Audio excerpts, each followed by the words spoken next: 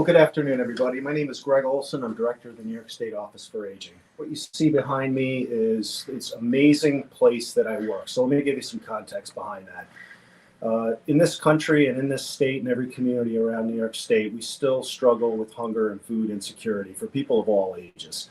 But recently we had the longest government shutdown in the history of the United States at 43 days, and over 42 million people for 43 days did not have access to their SNAP benefits, which helps provide nourishing food that they can put on the table for themselves and their families. We're talking about children, mothers, persons with disabilities, veterans, and older adults. Over 700,000 older New Yorkers didn't have their SNAP benefits, which put a lot of pressure on our local nutrition program, which is the largest in the country, and also the emergency food network, food pantries, and food banks. As I said, I have the greatest job in the state of New York, working with the most amazing people. And regardless of what the issue is, folks here always seem to come through to try to help other people. So we have some of our amazing staff here today. We've donated a tremendous amount of food that we're going to be delivering to the food pantries. And what I want to say to the listeners who are live today or who are going to be watching in the future, we still have a lot of people that don't have their heat benefits and can't afford their electric or their wood or their oil or their gas. The inflation and prices going up means that people's purchasing power is going down. So it's kind of a tale of two sets of individuals, the haves and the have-nots. And so if you're listening out there, not only this month, next month, but throughout the year, for those of us that can do something, we should do something. And here at NYSOFA, we are doing something. And we're really pleased, like I said, to have such great agency-wide representation of folks that are bringing in to help others in need. And that's what we do here at the New York State Office for Aging. So let me introduce you to some of our great staff. Hello, my name is Mark Cortez, and the reason why I donate is we have seniors and family members that are doing without SNAP benefits. Hopefully this little food that we collected will be able to help somebody out. Thank you. Hi, my name is Mary Kennery, and I wanted to be a part of this team effort because I am really grateful for the ability to cook nutritious meals for my family at home, and I wanted to make sure that others have the ability to do that. Hi, my name is Tina Shea, and I wanted to donate so that other people could have holiday meals with their families. Hi, I'm Tiana Pettinger. I wanted to bring in the kind of food I would hope to find at a food pantry if I needed to bring food home for feeding my family, some healthy choices. Thanks. Hi, Sandra Kark. I wanted to give to be part of this amazing team just to get food into the hands of people who are without. Hi, I'm Kathy Moon. I give as part of a long-standing family tradition of giving back to the community, especially at the holidays.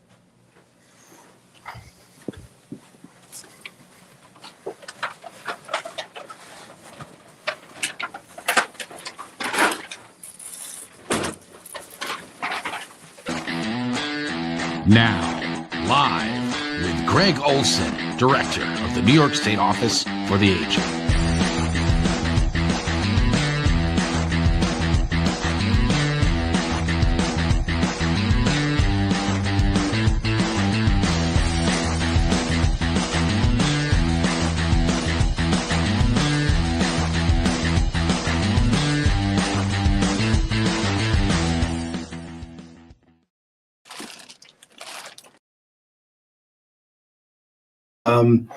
The staff are amazing in so many different ways, but this is an agency that always steps up regardless of what time of year it is.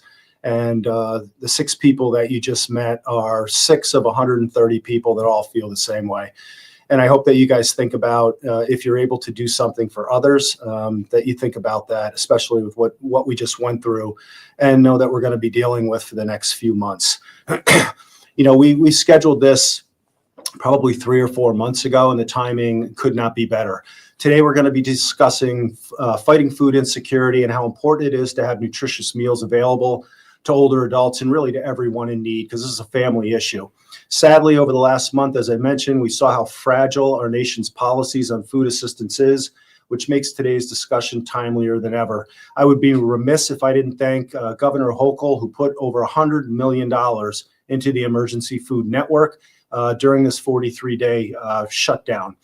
I'm also extremely proud that since 1975, New York's nutrition program, which is the largest in the country, has served more than 10 million individuals and provided over 1 billion meals in congregate sites across the state and in people's homes. So today we're going to touch base on nutrition programs in a few different ways. This includes nutrition services, including congregate and home delivered meals, the nutrition ed and counseling that we provide, as well as referrals to additional supports and benefit programs. This program is made possible by working with local offices for the aging and their partners in communities around the state. Beyond the fact that no one should ever go hungry is that food is medicine. We know that. And good nutrition is not only the cornerstone of healthy aging, but it's an important way to help prevent and manage chronic diseases. With that said, I am beyond honored to introduce Natasha Pernicka, the Executive Director of the Alliance for Hunger-Free New York and the Food Pantries of the Capital District. She knows the battle of fighting food insecurity better than anybody, and I'm really interested to hear what the last month and a half has been like for Natasha and her friends around the state. And a reminder to our guests, this is a statewide audience. It's okay to reference specific or local resources, but please note, where possible, any resources available statewide. So Natasha, welcome, and thanks for joining me today. Thank you so much for allowing us the opportunity to have this really important discussion. Yeah, and I always like when we work in an industry, we're used to certain terms, think we may know what they are, may not know what they are, but certainly recognize them. So tell me what the difference is between a food bank and a food pantry. Sure, that is the question. A lot of people use those terms interchangeably, but they are different. They play different roles in our charitable food system. Food banks are like the big food warehouses that originally were formed in the 1980s to get the free USDA government food. So back in the day, decades ago, people would get a box of, the government food. And that was largely what food banks were developed to do. Over time, food banks also actually provide wholesale purchasing opportunities and a lot of food rescue. So that's like the food bank is where all the little food pantries get their food. Some food pantries across the state, that's where if you're an individual or a family in need food, you go to a food pantry to get your food. And some of our larger food pantries across the state essentially operate their own food warehouses as well and do their own wholesaling, and some of them even distribute to their own regional networks as well. But a food pantry is kind of where you go to get the food if you're a person, and the food bank is like the big warehouse where it's like the wholesaler for the charitable industry. So Alex is a little ahead of us. I was going to ask you where the food pantries are. And what's great about geocoding these days is like you can literally get a location. Are they in every part of the state?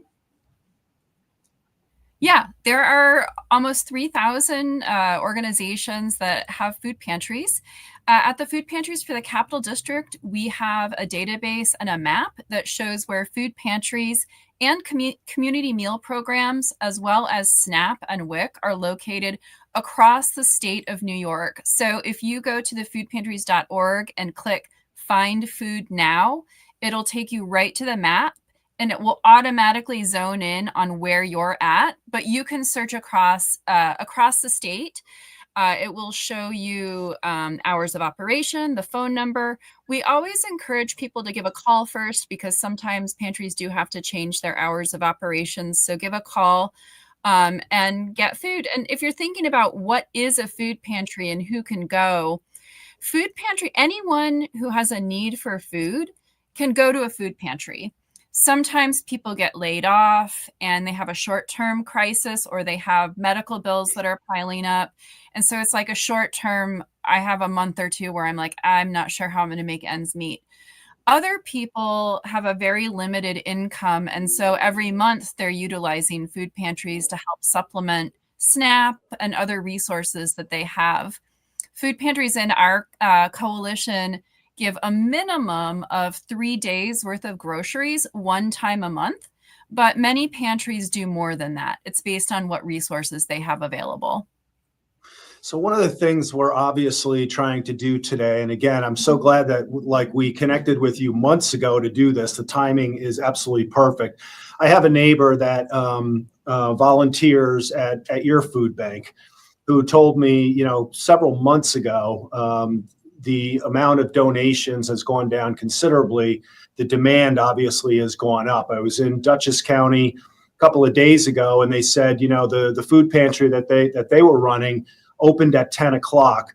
They had a line of people out at 6:30. She thought that the folks were volunteers, but they weren't. There were people lining up hours in advance. So what we're trying to do here is not only talk about how important the work is that you do, all the various locations, et cetera, but we're trying to beef up donations, not just for the holiday season. So how do people make donations, and where should they make those donations? Like, what would work best for you and your network? Yeah, so dollars definitely go farther. I think a lot of times when people think of helping a food pantry, they do a food drive, which you guys did, and it is helpful.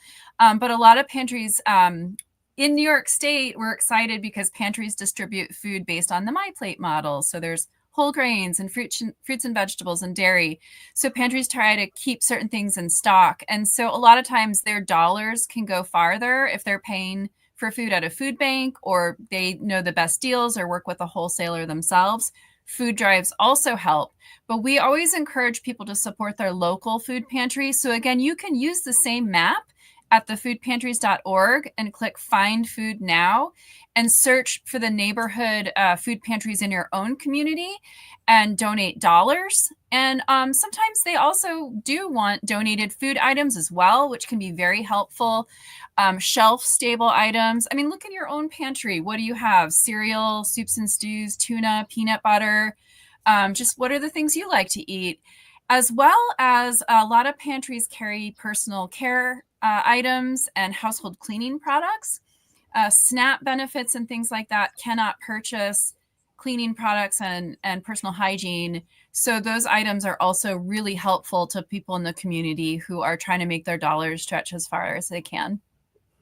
So Natasha, what should people know before donating? So there's a variety of things that you just had mentioned. You can provide, if you don't want to do what we do, we've got, a lot of weight out there that has to be packed up and grabbed, which we're happy to do. There's financial donations, et cetera. Do you take fresh foods as well as shelf stable? Can you talk a little bit about expiration dates and the safety around that? And what kinds of food are most needed that you see? Sure.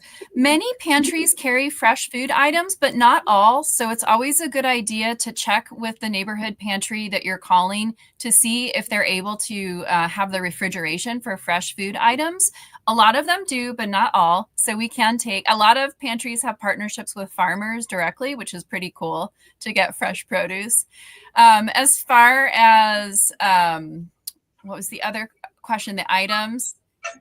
Shelf stable foods definitely shelf stable. Obviously dollars go far. I think most people don't realize that pantries do spend a lot of money to keep their shelves stocked. And so that's really important to give dollars as well. And time, if you can volunteer. It's great when you have a group project. If you're doing a group activity, we do encourage food and fun drives. But pantries also really need dedicated regular volunteers who come on a weekly basis to help them with specific tasks. Nearly 50% of food pantries, at least in the capital region, are totally volunteer run. And we definitely need volunteers who are willing to commit to being a regular volunteer. So you can also reach out at thefoodpantries.org for volunteering opportunities as well. So I don't mean to put you on the spot here. You've provided a lot of opportunities on how people can get involved. I'm really more interested in what you're seeing now. What would you say, and it doesn't have to be in any order, but what are the top 3 things you guys are really in need of? So we have convened a lot this year with leaders that run food pantries across the state. and also through the SNAP challenge, it was really a crisis that we went through. And I appreciate you acknowledging that at the beginning of the show today. Number one, especially even though we've kind of gone through the SNAP crisis here in the state, the number one thing pantries are needing is funding, more funding. And it was great that Governor Hochul provided some additional support. However, there's a lot more need for funding, and we do appreciate it, but pantries need a lot more funding than that. That's number one. Number two is really the alternative sources for purchasing food at a discount and a bargain. So we're working on building out resiliency in our food systems so that there's more opportunities for pantries to purchase directly from local farmers and wholesalers where their dollars go farther, to make sure that pantries can be stocked with a variety of healthy, nutritious, but also culturally appropriate foods that people are used to eating. My grandparents used to get food decades ago, and it was the box of government food. And my grandma was like, I don't know what to do with this. I'm not going to eat this. And there used to be a lot of food waste. We have made such progress over the decades in having culturally appropriate foods that people are used to eating and they know what to do with it, as well as adding nutritious value to the food. So I would really, really say funding from the state, continued increases in funding from the state to keep up with service level increases, and food inflation.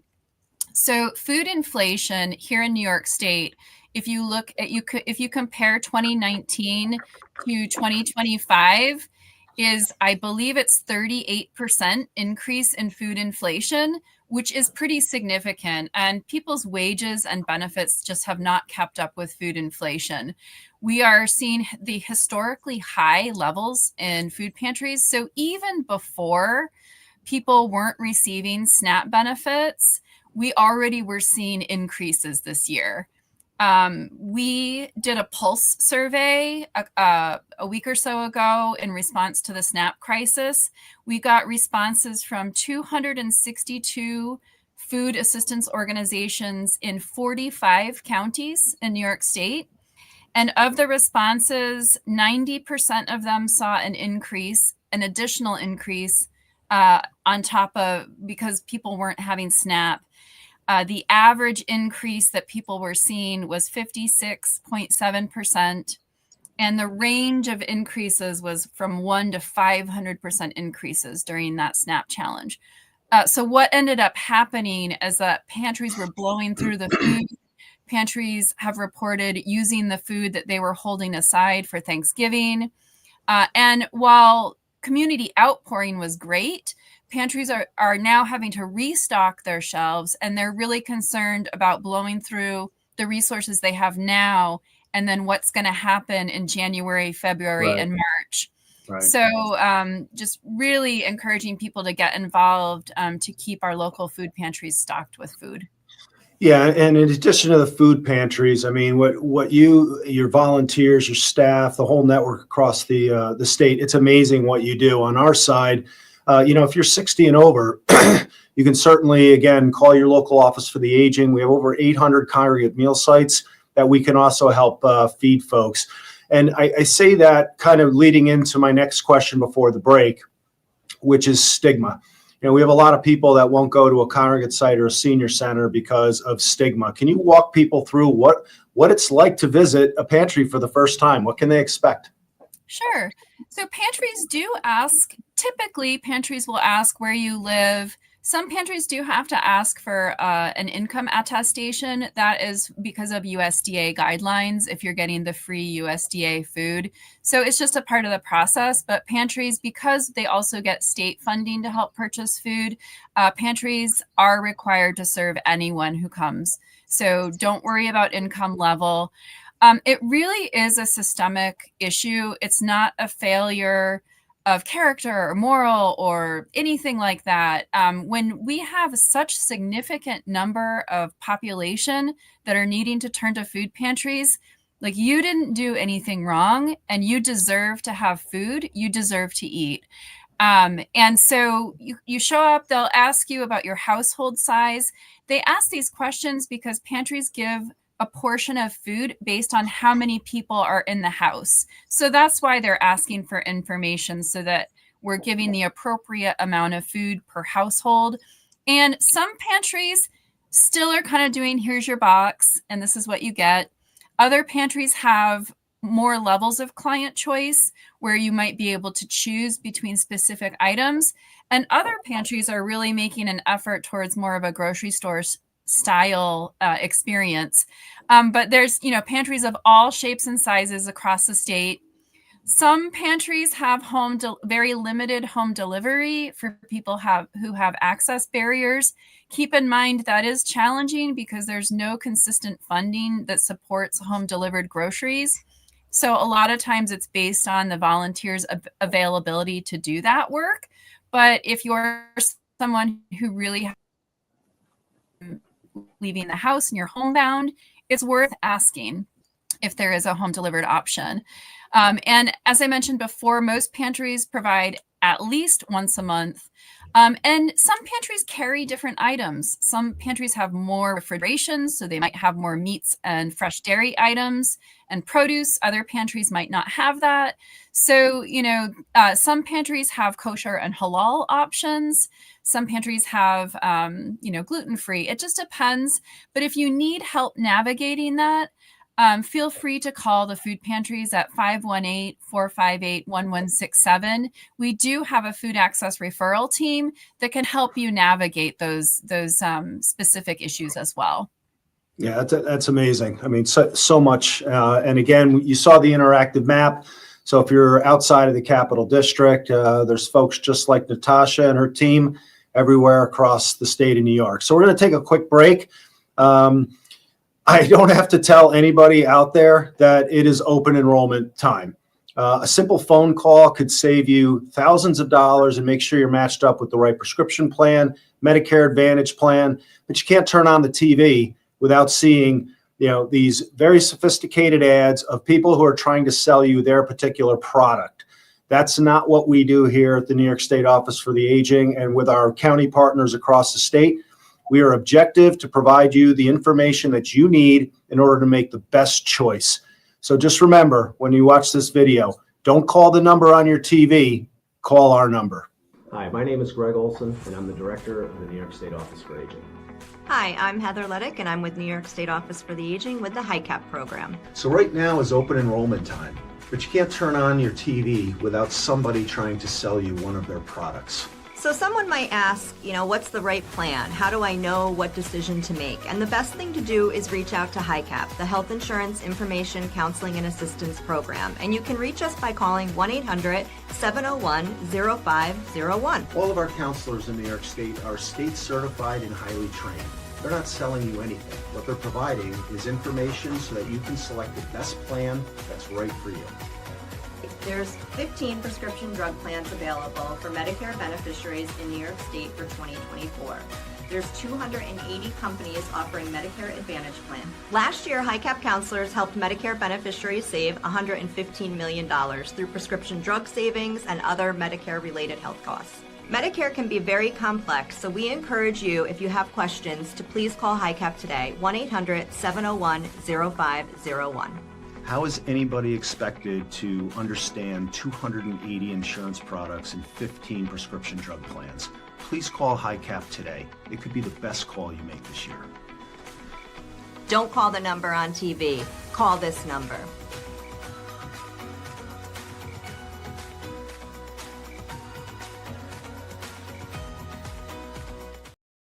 Thanks to Heather and her team. And all of our HICAP coordinators throughout New York State, as well as our partners like the Medicare Rights Center and others. I want to show you something of somebody else that is helping to fight food insecurity a different way in New York State. We have a pre-recorded interview with Mike Servello from Compassion Coalition, which has been innovative in serving those in food deserts. Take a look at this.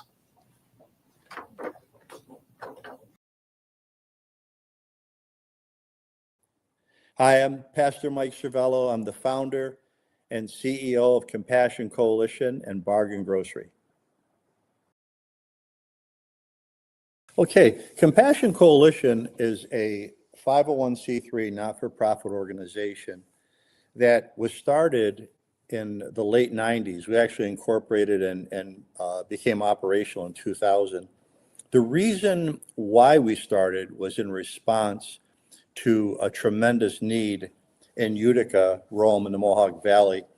So a number of concerned clergy, myself, got together and they said, let's do a coalition to address hunger and poverty, and let's do it with compassion, so hence Compassion Coalition. So we began, I approached a local businessman, Eugene Romano. He had a building for sale for $500,000 on Lafayette Street. And he, long story short, he graciously donated the building. So I knew we were on the right course. Our county executive, who at that time was Ralph Yanis, graciously gave us a startup grant. And we bought a truck, small box truck, hired a staff member. We went to Price Chopper, Hannaford, Walmart. They all began to donate food and personal hygiene products, and we were off to the races. We began serving people right away. It was a hit. We used the proceeds to sustain the Compassion distribution.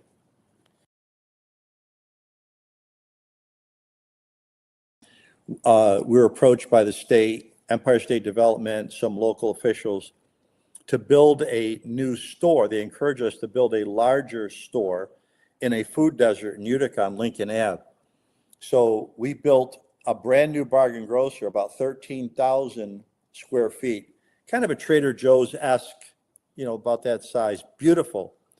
Nobody, everybody kind of was snickering a little bit because here you're on a one-way street in a ghetto area. There was a lot of shootings, drugs, problems there. We opened up, the whole neighborhood changed. It's been, since the day we opened, been such a success. And the beautiful part of it is, now it's expanded, where we probably move if you can believe this, a tractor trailer load of produce a day through there. So people are able to get nutritious, healthy food in an underserved area for a fraction of what it would cost in a regular grocery store. Last year, we're kind of maxed right now. Last year, we gave away over $90 million in product. It's astronomical. I mean, if I broke that down into pounds, it's millions and millions and millions of pounds. Millions of people that are being touched all over the Northeast and in disaster areas around the country, plus stuff we ship internationally. Okay. Right now, from the success of our store in Utica, we've been approached by and I'm not exaggerating, every major city in New York, Niagara Falls, Buffalo, Rochester, Syracuse, the different county executive in the capital region, Westchester, and then in the boroughs. They're actively right now, this mayoral election has been all about food justice, and so we're being pressed very heavily to get involved in New York City, which we would gladly do. Our heart and passion is to help people. However, here's the challenge. The only way that we see that business addresses food insecurity is through donation. And the only donation mechanism is Feeding America. What I'm saying is you can't have just one way to address hunger and poverty.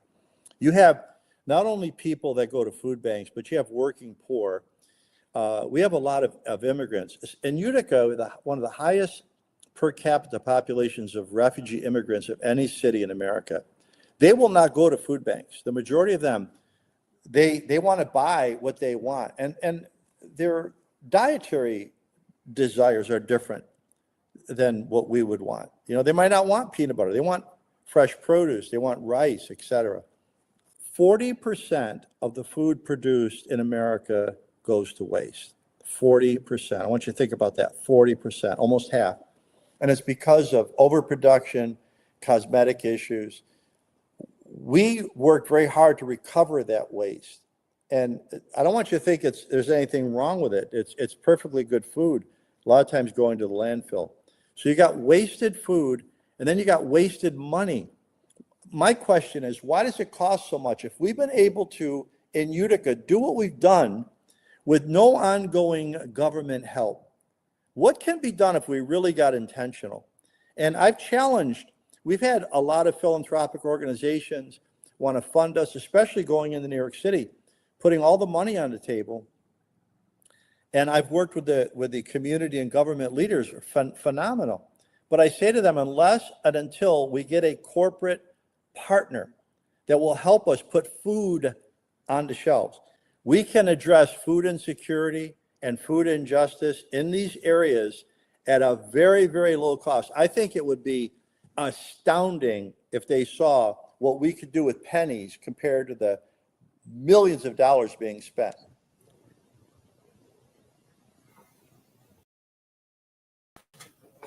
I think that's an amazing story of how organizations like Natasha's, the food banks and the food pantries, Mike with Compassion Coalition, working with the public and private sector, the interest from around the state where food deserts exist. It goes to show you when you identify a problem and bring some partners in, and there's not only one model, there's a variety of them, that things can be done to benefit, and that was a great demonstration. So I want to thank Mike and Compassion Care. We'll be right back with Natasha again after this message on our long-running nutrition program. As I mentioned, we oversee with our counties and their partners the largest nutrition program in the country. One of the shows that we produce here with our amazing staff within the New York State Office for the Aging is What's Cooking with NYSOFA, that I believe has been viewed well over 2 million times.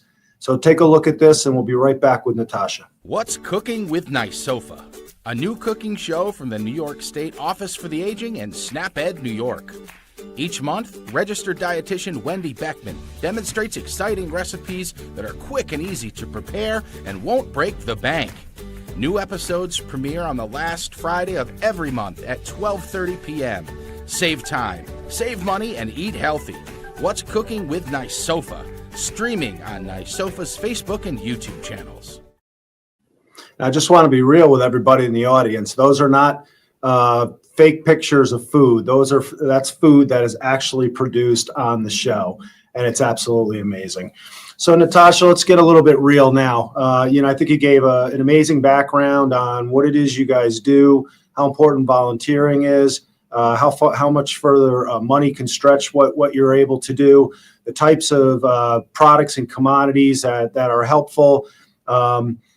Talk a little bit about what you saw during the shutdown, because I could tell you what we saw on our end with our congregate programs, home delivered meal programs, things that we did to try to meet need. But a lot of folks turned to you guys. So what did you see during the shutdown? And I know it's hard to speculate, but 43 days was long enough. Can you imagine if it actually was extended a little bit longer than that?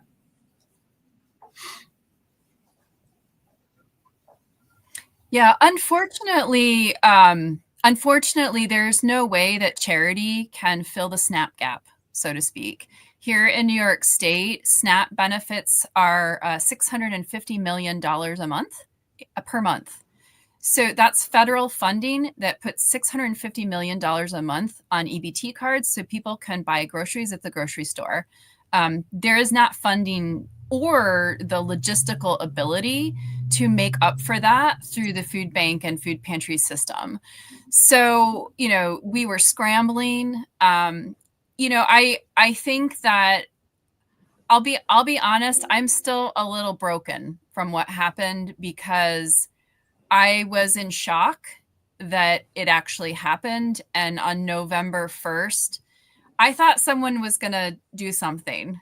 I thought, we had spent coming up to November 1st, we spent a lot of work reaching out to representatives and the state and saying, we need to put some kind of emergency plan in place. And how are we going to address this? And when November 1st came and the benefits didn't hit, I literally was shocked. And coming up to that point, we're talking about 42 million Americans. I have been talking about this as the biggest emergency impacting the most number of people in America that we have ever seen.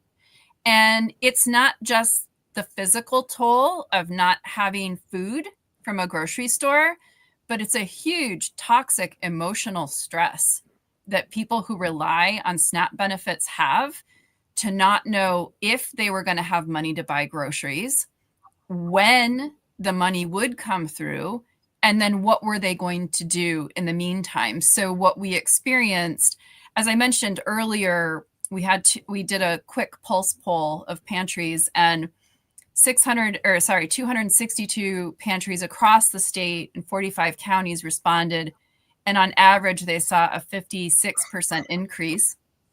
We saw people turning to food pantries who have never had to turn to a food pantry before because their SNAP was kind of helping them get by. So we saw people who had never had to turn to a food pantry get by. We saw people, going to multiple food pantries, trying to get as much food as possible, because they didn't know what was going to happen. What do you do when you prepare for a crisis? You try to stock up reserves because you don't know how long you're going to have to go. We had pantries having to close their doors because they literally ran out of food, and were crying because they're like, we don't know what we're going to do. We had, a lot of different, the state ended up, giving additional funding, but it was helpful, but it didn't necessarily, like, the money wasn't there at that point, right? The money is coming for future. So it's nice to know that money's coming. But in that actual moment, it really was volunteers and counties. What ended up happening is a lot of counties ended up taking leadership roles, but it was not equitable, right? The emergency response was not an equitable statewide response. It really was, one county, some counties did nothing. Other counties chipped in, 150,000. Some counties chipped in $1 million. And there was a lot of different ways. So I think, there's a lot of lessons learned, because I think as we're navigating these really tumultuous times with really critical federal programs that lift people out of poverty, and as we're seeing, programs stopping or ending, or the number of people eligible being reduced, or health insurance prices going up, we're going to see more and more people facing, really difficult decisions between paying for medication, paying for their heat, paying for groceries. So we're really working hard with a lot of our colleagues and representatives at the state to work on lessons learned and how do we plan for this upcoming, because we move past this, but we already have less people eligible for SNAP now. We're going to have this cost shift from federal to states funding more of the SNAP burden, and that's going to have a huge impact on our state budget. And so we're really trying to bring stakeholders together to come up with collaborated plans of action for how we're going to face the next couple of years. And the reduction in resources for so many of our community members. If we look at, SNAP is the greatest anti-hunger program we have in the United States of America. And of course, the programs that Office of Aging runs are really critical for older adults. Congregate meal sites are so important for socialization and community and providing nutrition that's appropriate. So I think really working together with all of the different programs that exist, so that we're filling in the gaps the most effective and efficient way we can, to recognize the dignity that food is a basic need, but it's a right. And, talking about from a policy perspective, the United States of America doesn't recognize food as a human right. And that's unlike most other civil societies in our world recognize that food is a human right. So we're in a position now where, we're having to do the best we can, but we're fortunate to be in New York State, where there is a lot of interest and concern in the well-being and making sure that people have nutritious food. Yeah, and I think, to your earlier point, you're absolutely right. I mean, the pressure is going to continue with, reductions, not just in food, but everywhere, whether it be Medicaid, right? The changes in SNAP. There's now worker requirements for those 60 to 64. I mean, there's other ones, but it actually impacts older adults. And I think a lot of people who can afford to eat every day, it's out of sight, out of mind, right? That's the whole purpose of why we're doing what we're doing with you today. But I think where people kind of got blindsided was the USDA had a contingency plan going back to May to use that had access to $5.5 billion that was already appropriated by Congress. So in the event there was a government shutdown, which they had been planning for, they could release those funds. And that never happened. It wound up going through the court system. So yeah, you're right. I mean, people were left flat-footed and completely devastated. And, nutrition is a human right for our population and for children especially. It's extraordinarily important. I don't want to carve out two particular groups, but those are things that we absolutely know. So how can somebody, if they want to volunteer for the food bank or food pantry, or, are you guys hiring? Do you have jobs available if people are looking, to join? Really, Yeah. I don't know what a better... Join our team. Yeah, we do have an open development director position right now at the food pantries. So we would love someone who's willing to build our capacity and resources with us. Volunteers. Again, you can either, thefoodpantries.org is the best place to start. No matter where you're at in the state, clicking the Find Food Now map will find the local community food pantries across the state. So please use that. It also provides website information if we have website information for organizations here in the capital region. We're happy to help place you at food pantries. We did get really inundated these past couple of weeks. So please be patient with us because the outpouring of people wanting to support, we had a hard time keeping up with returning all of the calls for people who were looking to volunteer. So we really appreciate your patience, but we are doing the best we can with our resources. And in fact, we're trying to work on building some volunteers who can help us place volunteers because we need more capacity as well. So if there are people who are looking for like regular volunteer opportunities, we would really appreciate that. People who are dedicated to come like on a weekly basis would be really incredibly helpful. That's great. Besides what we've been talking about today, does the food bank network or pantries provide other services? Yeah, I mean, a lot of pantries do. It just depends on the organization, right? So you've got like the small, like church-based food pantries that probably are mostly doing food and personal hygiene products and household cleaning.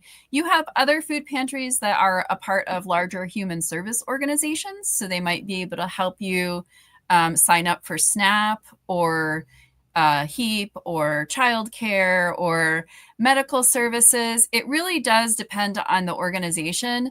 But I know that Office of Aging has an incredible resource page and phone line as well to help people find resources, food and beyond. So I would plug that.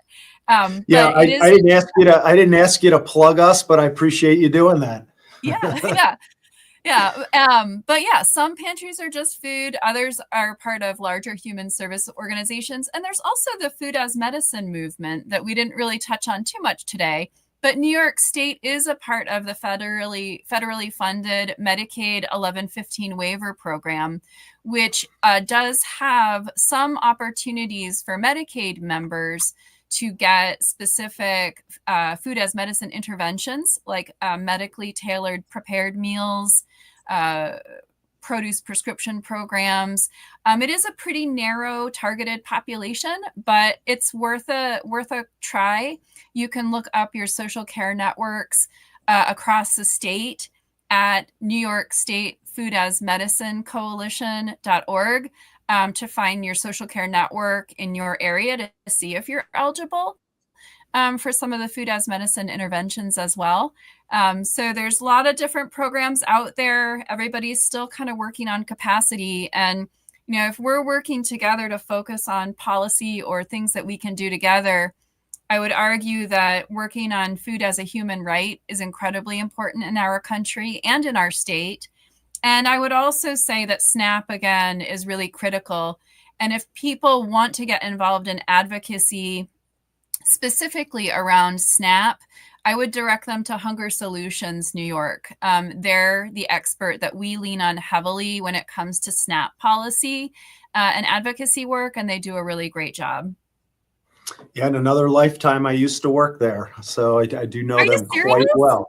Oh my gosh. Yeah, I absolutely did. I focused on senior nutrition and had contracts under the NOAP program. Oh, wonderful. So, no wonder yeah, you know so much about this, Greg. Well, I think some of the points that you make are really important in recognition of how valuable good nutrition and food is, right? You talked about the 1115 waiver. Medicaid provides for therapeutic meals. Medicare Advantage plans like the duals are now providing a monthly stipend for groceries. So clearly the health industry and others recognize that whether it be managing chronic conditions, good development, so on and so forth, you have to have food. And that goes back to your basic right. Like housing is a basic right. Food is a basic right. So, it's not just, you talking about it or us talking about it. There's a huge recognition. Yet when you see the number of individuals and households that are food insecure and hungry, it's, I wonder when that gap gets closed. So let me ask you, from your opinion, what do you think is one of the top things from a policy level we could be doing to reduce food insecurity? Yeah, so for me, it really would be rolling back what just happened with HR 1 for the big beautiful bill, as it's known, is HR 1, and the impact, they really devastated the SNAP program. And we're not seeing it all happen right away. It's phased in over multiple years. And that's going to really impact each state's ability to provide SNAP benefits in the future. So that really is a major advocacy effort that needs to happen at a federal level, and also with each state independently to see what is the state's contingency plans, or it's not even contingency plan, it's what is New York State's plan in addressing that huge cost shift that's going to occur. That's a pretty significant cost, as I mentioned earlier. So really focusing on SNAP is critical. Yeah, and again, I kind of talked about this earlier, but I was hoping you can reiterate it. One of the issues around holding SNAP hostage is this myth around who's using it, right? Yeah. So just remind the audience of who really the top four, overwhelming majority of people who use it really fit into four categories. If you could just reiterate. Oh, sure. It's children. It's older adults and people with disabilities and veterans. And It really, when people ask me, how do you end hunger? Number one is, we haven't talked about this, but living wages. Number one, living wages. And then SNAP is that next level of support to help with people who are either retired, they don't have the ability to work, or they're in households. I mean, daycare is very expensive, and it can be very challenging for people to have living wage jobs and especially there aren't a lot of living wage jobs anyway. And so then add in a family to the mix. So really we're looking at children, older adults, and even people who are coming to food pantries. It's college students. I recently was picking up coffee at a coffee shop to take to a meeting. And the young woman that was working there said, we were just chit-chatting. And I said, I'm taking this box of coffee to a food pantry meeting. And she said, I called a food pantry this morning trying to get groceries. She said, I'm a college student. I'm going to school for nursing, and I work several jobs, and I'm having a really hard time making ends meet. We are seeing, as I mentioned earlier, with food inflation, we're seeing more and more working families having to turn to food pantries because their income's not keeping up with the cost of living. And again, older adults. We're seeing people who are retired and having to turn to food pantries the first time. And there is no shame in it. I talk a lot about this as my grandpa was a carpenter. He was a union carpenter. And when my grandma and grandpa got up in age, they were living on a very limited income. And they used to go to the food bank because, they said, our dollars aren't going as far as they used to. And this helps us make ends meet. So it's just regular people. It's neighbors. It's people that you're interacting with at the coffee shop. You don't even realize it. And that really, there is a lot of shame, and we have this idea where I've done something wrong. I'm working hard. What's wrong? And it really is a failure of our policies and systems at a federal level. This is an American problem. 42 million people rely on SNAP. And then there's people that, might make $10 a month too much to qualify for SNAP. So Right. where do they turn to for help? Yeah. And so it really is a pretty significant issue. Just really encouraging people to use the resources that are there. You deserve to have food on the table. I'm really glad you raised college students, because people don't think about that. I can tell you from personal experience, I had to put myself through college. I had to work 3 days a week at an unpaid internship along with full time. So I had a couple of different jobs. And one of the jobs I got was working to clean the commissary after everybody went home. And the reason why is I could only afford one meal a day through my meal plan. And this was probably illegal back then, but all the folks that worked in the kitchen knew that, and they would give me to take home after work at 2:00 in the morning, the food that was left over at 9:00. So I know exactly what you're talking about, but we don't think about, stuff like that where college students are struggling.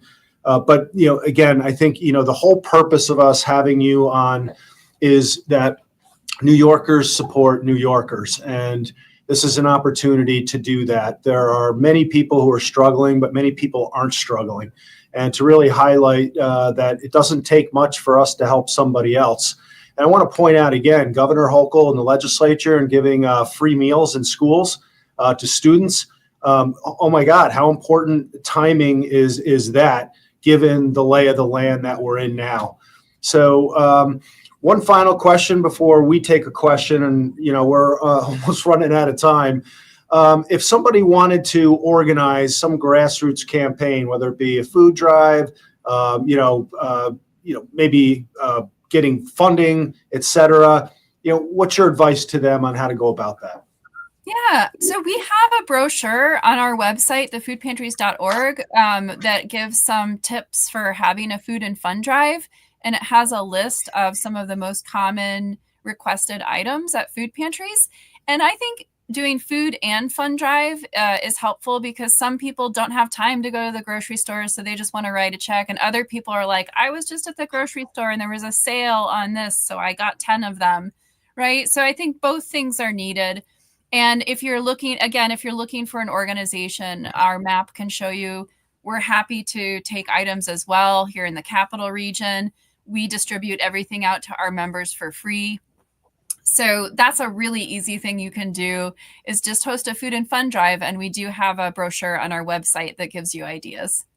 Awesome. And those are things that will help push out, not only sending this recording out, but through our newsletter, to not only support you and what you do here in the Capital Region, which is where I am, but across the state of New York. So we have any questions? I do want to point out, though, before the question comes up, is one of our great directors, Beth from Chemung County. I shouldn't be surprised that you were watching today, and I appreciate everything that you're doing. Oh, there she is right there. So thank you, Beth. I appreciate you. We have done the same. So do we have a question, Alex?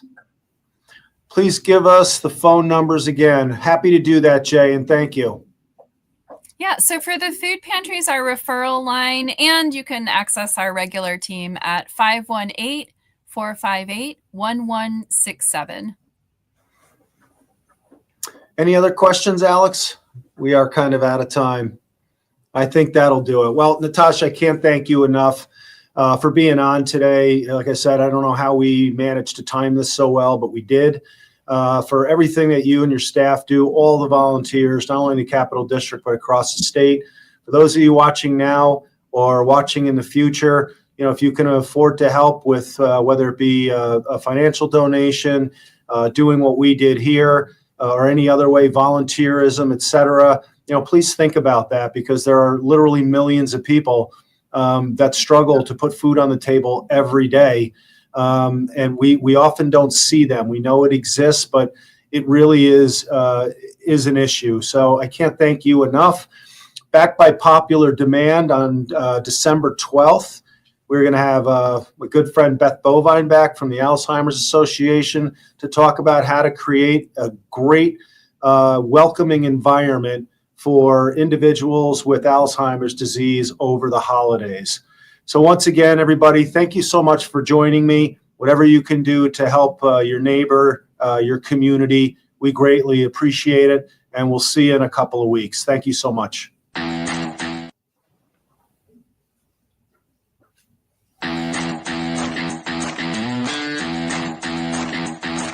Live with Greg is a production of the New York State Office for the Aging Communications Bureau.